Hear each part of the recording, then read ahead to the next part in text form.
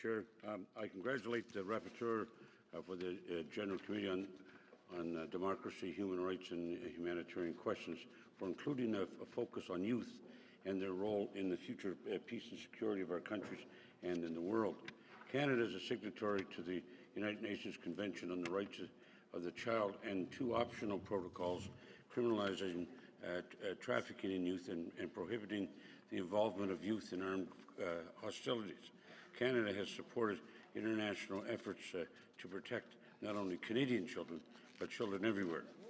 As chair of the Special Senate Committee on Non-Profit and Charitable Organizations in the Canadian Parliament, I welcomed youth representatives from long-standing civil society organizations and youth who are inventing new ways to make their contribution to the economic and social health of their communities, their country, and even internationally.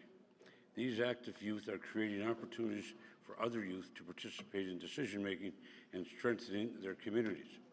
As the Minister responsible for youth, the Prime Minister of Canada hosted a National Youth Summit in June, following months of soliciting advice from young Canadians on what they needed to be strong contributing citizens. The introduction of the resulting youth policy notes, and I quote, "Involving young people in the political process will help build trust in democratic institutions, in turn protecting Canada's democracy," end quote. One of the priorities identified by youth for the youth policy is the opportunity to develop their leadership skills, equipping them with larger leadership roles into the future.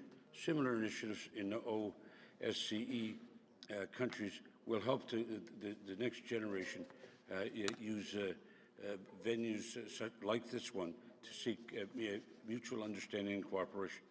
A particular effort is being made in Canada to meet the distinct needs of Indigenous youth, which is essential for the important work of reconciliation with Indigenous peoples in our country. Indigenous youth are the fastest growing segment of the Canadian population and are among the most vulnerable.